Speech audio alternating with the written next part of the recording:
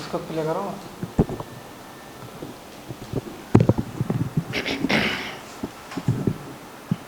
Only news nation का खास कार्यक्रम राष्ट्र सर्वोपरि पर आप सभी का स्वागत है।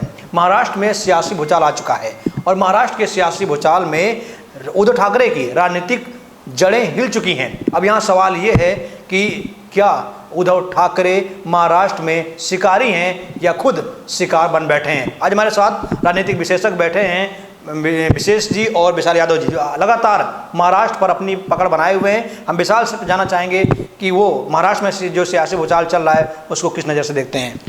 देखिए, जिस तरीके से शिवसेना एक हिंदुत्व की पार्टी बनी और उद्धव ठाकरे महज कुछ दिनों में हिंदुत्व को लेकर के जिस तरीके से वो हिंदुत्व के खिलाफ है, चाहे पालघर में हिंदुओं पर इस तरीके से पंडितों पर हमला किया गया, कई तरीके की चीज़ें देखी गई जिसमें हिंदुत्व के खिलाफ थे। और अब ये जाकर के अपनी छवि सुधारने के लिए ये खुद उद्धव ठाकरे साजिश रच रहे हैं। विधायकों को इधर से उधर जाना, सूरत से असम जाना या फिर आना जाना, जो कुछ भी हो रहा है ये एक साजिश है। ये एक प्लानिंग के तहत काम हो रहा ताकि एनसीपी और कांग्रेस से छुटकारा पाया जा सके। मैं अपने दर्शकों से निवेदन करना चाहूँगा कि इस खबर को शेयर करें, क्योंकि आज आपके सामने बहुत बड़ा खुलासा होने वाला है महाराष्ट्र की राजनीति को लेकर। महाराष्ट्र में जो कुछ हो रहा है, क्या वो स्क्रिप्टेड है, क्या वो एक राजनीतिक समीकरण बनाया गया है जो खुद उद्धव ठाकरे ने बनाया है, या दिल्ली से तैयार किया गया है। हम ले चलेंगे विशेष के पास। विशेष, आप जो महाराष्ट्र में चल रहा है इसको किस नज़र से देखते हैं। देखिए, कहीं ना कहीं पे उद्धव ठाकरे ने जो बोया है वही काटा है।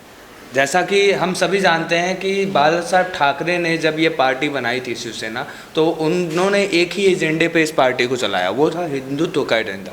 जहाँ भी इस पार्टी ने अपना नाम कमाया वहाँ पे हिंदुत्व का मुद्दा तो सर्वोपरि रहा। उद्धव ठाकरे हिंदू नहीं है क्या? अब तो हिंदू हैं, लेकिन एक तरीके से अपनी पार्टी अपना देखना, जैसे एक कहावत है कि राजनीति में जब भी कोई व्यक्ति आता है तो वो अपना दुख दर्द भूल के सामने जनता के दुख दर्द पे ज़्यादा ध्यान देता है। लेकिन जब वही व्यक्ति अपने दुख दर्द, अपने परिवार पे सत्ता देने का, ये देखिए परिवारवाद कौन सी पार्टी को नहीं ले डूबा। नेशनल पार्टी थी कांग्रेस, डूबी कि नहीं डूबी? आज भी वही शिवसेना में भी है। शिवसेना में एकनाथ शिंदे जो सवाल खड़ा कर रहे हैं वो सवाल छोटा सवाल नहीं है। वो बार बार जो बोल रहे हैं कि असली बाला साहब ठाकरे के शिव सैनिक हम ही हैं, असली सैनिक हम ही हैं, ये जो वो बार बार बाला साहब ठाकरे का जो वो नाम लेकर अपना वो बात बोल रहे हैं, वो कहीं ना कहीं जनता के सामने ये दिखा रहे हैं कि हाँ, बाला साहब ठाकरे ने जो सोच कर शिवसेना बनाई थी, जिस एजेंडे पे शिवसेना बनाई थी पिछले कुछ समय से, जैसा कि विशाल जी ने कहा कि उद्धव ठाकरे भले से हिंदू हों, भले से वो शिवसेना के अंतरिम अध्यक्ष हों, लेकिन कहीं ना कहीं पे उद्धव ठाकरे ने हाल ही के कुछ गतिविधियों से, कुछ हरकतों से इस बात को साफ जाहिर कर दिया है कि वो अपने पिता द्वारा दिखाए हुए रास्तों से भटक रहे हैं। और जब कोई पार्टी अपने जड़ों से भटकने लग जाए तो उस पार्टी का जो पेड़ होता है वो ढीला हो जाता है। वही हाल यहाँ पे हुआ है। आपको बता दें, आपने, हाँ जी, कुछ कहना चाहते हैं? आपको बता दें कि एकनाथ शिंदे ने अभी आज ही पे एक वो कहा है, एक नया बयान दिया है जिसमें उन्होंने, एकनाथ शिंदे ने नहीं, उनके साथ जो बागी नेता है केसकर, उन्होंने बयान दिया है कि कहीं ना कहीं पे एकनाथ शिंदे ने अपने पार्टी का नाम भी सोच रखा है, शिवसेना बाला साहब ठाकरे। आप देखिए, कहीं ना कहीं बाला साहब ठाकरे के नाम के दम पर ये पूरी की पूरी पार्टी गेम खेल लिया। अब यहाँ पे ये भी कह सकते हैं हम कि उद्धव ठाकरे शिकार हैं, या फिर हम ये भी देख सकते हैं कि उद्धव ठाकरे शिकारी हैं, लेकिन इस बात का खुलासा तो आने वाले समय में होगा। फिलहाल तो यही देखा जा रहा है कि उद्धव ठाकरे के हाथ से उनकी पार्टी का बागडोर बाहर खिंचता चला। आपने विशेष बहुत सही कहा कि उद्धव ठाकरे के हाथ से बागडोर जा रही है, क्योंकि उद्धव ठाकरे के 50 विधायक, मैं यूँ कहें महाविकास अघाड़ी के 50 विधायक शिंदे के पास हैं। और ये विधायक महाराष्ट्र में नहीं है, कोई सूरत में है, कोई असम में है, कोई गुजरात में है, कहीं अलग अलग जगहों पर विधायक छिपे बैठे हैं। और सवाल ये है कि क्या एकनाथ शिंदे सरकार बनाएंगे, और क्या सवाल ये है कि क्या शिवसेना अब ठाकरे परिवार से मुक्त हो जाएगी, क्योंकि विशाल लगातार खबरों पर अपनी पकड़ बनाए हुए हैं। विशाल, क्या देखते हैं कि क्या होने वाला है भविष्य में? देखिए, अभी आप कह रहे थे कि विधायकों को छिपाया जा रहा है, विधायक भाग रहे हैं। ये कहना बड़ा मुश्किल होगा कि विधायक छिप रहे हैं या फिर उन्हें छिपाया जा रहा है, क्योंकि उद्धव ठाकरे भी अब एनसीपी और कांग्रेस की विचारधारा से परेशान हो चुके हैं और वो समझ चुके हैं 2024 में जनता उन्हें लात मारने वाली है। उद्धव ठाकरे को समझ में आ गया कि दोबारा कभी वो सत्ता में नहीं आएंगे और हमेशा एनसीपी कांग्रेस इनका साथ नहीं देगी। इसीलिए चाहते हैं कि जो हमारा एजेंडा था, हम पुराने एजेंडे से आए। आप खुद बताइए कि कोई मुख्यमंत्री हो और अचानक से सीएम आवाज छोड़कर भाग जाएगा? ऐसा कहाँ होता है? लोग कुर्सी के लिए तो कत्ले आम कर देते हैं, इमरजेंसी लगवा देते हैं, बहुत तरीके की चीज़ें होती हैं। तो उद्धव ठाकरे ऐसे कैसे आवाज़ छोड़ सकते हैं? ये सब जानबूझकर किया जा रहा है, पूरा स्क्रिप्टेड है, ये किसी फिल्मी दुनिया से कम नहीं है। रंजीत जी, एक क्रोनोलॉजी यहाँ समझने वाली है। देखिए, जहाँ तक इन्होंने कहा, विशाल जी ने एकदम सही कहा कि एक चीज़ सोचने वाली है कि आपके घर के अंदर से आपके 40 से 45 सदस्य, वो भी सदस्य के साथ साथ जो घर पे एक अच्छे उस दर्जा मिला है उनको, वो भी भाग जा रहे हैं, और ऊपर जो बैठा हुआ है उसको पता नहीं चल रहा है। ऐसा मुमकिन नहीं है। कहीं ना कहीं पे ये शिवसेना के उद्धव ठाकरे को पता था। और एक चीज़ यहाँ ध्यान देने वाली है कि उद्धव ठाकरे ने देखा कि जब से वो एनसीपी और महाविकास आघाड़ी के साथ गठबंधन में सरकार बनाए, उसके बाद से ही जहाँ एनसीपी ने भी उनके निर्णयों पर सवाल उठाया, उसके बाद उन्होंने कई ऐसे फैसले लिए हैं जिससे उनकी पार्टी का जो एजेंडा था वो हिलता चला जा रहा था। उसके बाद अब उनको पता चल चुका था कि आने वाले समय में उद्धव ठाकरे के इन निर्णयों की वजह से उनकी पार्टी का सत्ता जा सकता है। तो कहीं ना कहीं उन्होंने अपने ही बंदे से कहा, एकनाथ शिंदे से, कि भाई आप एक काम करिए, ऐसा ऐसा करिए, इससे कम से कम हमारी पार्टी तो सत्ता में रहेगी, हम बैठ जाएंगे, हम अपने बेटे को बैठा लेंगे। लेकिन सत्ता, जिसका लोभ बहुत बड़ा होता है, और ये सत्ता का ये लोभ है कि इतना बड़ा पूरी राजनीति खेला जा रहा है, और राजनीति का मतलब ही है राज करो नीति से। तो कहीं ना कहीं उद्धव ठाकरे ने बहुत ही ध्यान से नीति बनाते हुए राज करने की प्लानिंग बनाई। ऐसा लग रहा है कि उद्धव ठाकरे जो है एनसीपी का साथ छोड़ना चाहते हैं या कांग्रेस साथ छोड़ना चाहते हैं, तो आगे क्या संभावनाएं बन रही है? बीजेपी के साथ आएंगे वो? देखिए, ये सरकार तो बनानी है ही है। देखिए, ये विडंबना ही कह सकते हैं कि एक समय में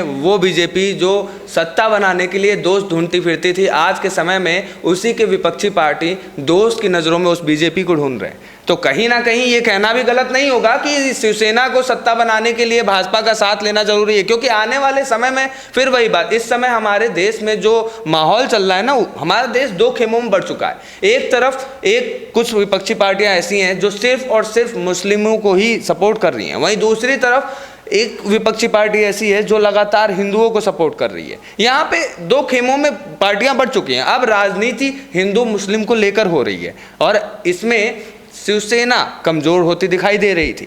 और कहीं ना कहीं पे ये हम इतिहास उठा लीजिए, इतिहास में भी चाहे उत्तर प्रदेश में बाबरी मस्जिद टूटा हो, लेकिन यही बाला साहब ठाकरे ने छाती पीटते हुए कहा था कि हमारे शिवसैनिकों ने वो बाबरी मस्जिद तोड़ा है। और उन्हीं का पुत्र आके कहता है कि क्या नाम है, महाराष्ट्र में बहुत अच्छा नाम है उनका, मुगल है वो, उसका क्या, औरंगजेब के मकबरे पर फूल चढ़ाना सही बताता है, औरंगजेब के मकबरे को बंद नहीं करना चाहता है। तो देखिए, ये अपने पिता के दिखाए हुए रास्तों से कितना अलग चल रहे हैं, और यही कारण है कि आज इनको दर दर की ठोकरें खानी पड़ी है। ये वही शिव सैनिक हैं जो छाती पीट के कहते थे कि हम शिव के सेना हैं, हम बाला साहब ठाकरे के सेना हैं, लेकिन आज उन्हीं के कार्यकर्ताओं ने उन पर एक सवाल उठाया है, आपने देखा होगा शायद मीडिया में, उन्हीं के कार्यकर्ताओं ने उन पर सवाल उठाया है कि उद्धव ठाकरे हिंदुत्व के एजेंडे को भूलते चले गए, उन्होंने सेक्युलर नहीं सेक्युलर बनना जरूरी समझा।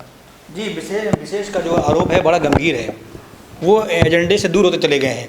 कहीं ऐसा नहीं लगता कि विशेष की बातों में कुछ उलझन है? देखिए, विशेष सही कह रहे हैं कि वो अपने मुख्य एजेंडे से हट गए थे। हटे तब से जब उसे उन्होंने एनसीपी और कांग्रेस से गठबंधन किया, क्योंकि जो पहले कभी शिवसेना हुआ करती थी वो बीच में, लेकिन शिवसेना नहीं हो गई, वो राजनीतिक पार्टी हो गई है, उसके वो मुख्यमंत्री हैं राज्य में, वो एक सौ सेना हो गई थी। शिवसेना कन्वर्ट हो चुकी थी सौ सेना में जब उन्होंने पालघर में साधु संतों पर हमला कराया, जब उन्होंने कंगना रनौत का घर तुड़वा दिया, अर्नब गोस्वामी को संविधान के चौथे स्तंभ पर वार किया। कई इस तरह के कारनामे उद्धव ठाकरे कर चुके हैं। अब उनको पता लग चुका है कि जमीनी स्तर पर उनकी जड़ें कमजोर हो चुकी हैं और शिवसेना को लंबे समय तक महाराष्ट्र से झटका ही खाना पड़ेगा, इसीलिए वो शुद्धिकरण के रास्ते पर चल रहे हैं। और एजेंडे की बात करें तो बीजेपी का भी एजेंडा क्लियर है। हर एक पार्टियों का अपना अपना एजेंडा होता है, कोई बताता है कोई नहीं बताता, लेकिन जानते सब हैं। बीजेपी का भी एक अपना एजेंडा है, शिवसेना का भी अपना एक एजेंडा है, और दोनों एजेंडे अब हमें यही लग रहा है कि एकत्रित हो रहे हैं। आप दोनों से मैंने बात की, आप दोनों ने पूरी अपनी बातों में कहीं भी बीजेपी का जिक्र एक बार भी नहीं किया। क्या आपको नहीं लगता है कि जो इससे पहले एमएलसी चुनाव हुआ था उसमें क्रॉस वोटिंग हुई है और बीजेपी की जीत हुई है? कहीं ऐसा नहीं लगता कि बीजेपी की तरफ जो विधायक कदम बढ़ा रहे हैं? क्योंकि गुजरात जाने का मकसद क्या है, सूरत जाने का मकसद क्या है? बीजेपी के गढ़ में विधायक पहुंच रहे हैं उद्धव ठाकरे के। कोई ऐसा नहीं लगता कि भविष्य में बीजेपी सरकार बना सकती है? देखिए, बीजेपी केवल महाराष्ट्र नहीं बल्कि देश के कोने कोने तक पहुंच रही है। जहां अभी तक बीजेपी अपने एक भी कैंडिडेट को जिता नहीं पा रही थी, आज वहां पर धीरे धीरे करके सरकारें बनाने लगे हैं। तो ये कहना मुश्किल होगा कि वहां पर ऐसा नहीं है कि शिवसेना का वर्चस्व नहीं है, लेकिन बीजेपी का कद बढ़ रहा है। और बहुत ज़्यादा बढ़ रहा है, इसीलिए जो छोटे दल हैं या जो पार्टियां हैं वो उनसे जुड़ रही हैं। यहाँ पर क्रॉस करने की ज़रूरत नहीं, लेकिन बीजेपी का ओहदा काफ़ी बढ़ रहा है, इसीलिए शिवसेना भी बीजेपी से हाथ मिलाकर अपने ओहदे को मजबूत करना चाहती है। जी देखिए, आज देवेंद्र फडणवीस जी ने एक बयान दिया है, उसमें उन्होंने कहा है कि बीजेपी का इस पूरी मामले में कोई हाथ नहीं, लेकिन ये कहना गलत होगा। अगर हम लोग देखा जाए सही से तो बीजेपी कहीं ना कहीं महाराष्ट्र में हाथ धोते बैठ रही थी, बीजेपी की हालत ख़राब हो रही थी। कहीं ना कहीं पे बीजेपी ने शायद अपने स्थिति को मजबूत करने के लिए पूरा चाल चला। और भारतीय जनता पार्टी, आप ध्यान से देखिए तो उत्तर प्रदेश और सभी जगहों की राजनीति देखिए उसकी, भारतीय जनता पार्टी ने अपनी राजनीति में कहीं ना कहीं पे ये जो जीत मिली है, इनको लगातार जो चुनाव में जीत मिली है, सामने वाले तगड़े विपक्ष को भी ढीला कर दिया उस जीत ने। आज के समय में लोगों के मन में एक सवाल उठ गया है कि क्या भारतीय जनता पार्टी वही भारतीय जनता पार्टी है जो एक समय में लोगों को ढूंढती थी कि भैया हमारा साथ दे दो, सत्ता बना ले, और आज के समय में भारतीय जनता पार्टी हाथ खड़ा करके कहती है कि हमारा कोई लेना देना नहीं है, जिसको आना होगा होगा, हम तो हैं ही हैं। देखिए, सही कहा विशेष आपने। और महाराष्ट्र में इस समय राजनीतिक जो 2020 मैच है वो जारी है। अब देखते हैं कि पलड़ा किसकी तरफ भारी होता है, कौन जीतता कौन हारता है, लेकिन सस्पेंस अभी बरकरार है। हम आप लोग से आखिरी कमेंट चाहेंगे कि क्या महाराष्ट्र में क्या कुछ होने वाला है।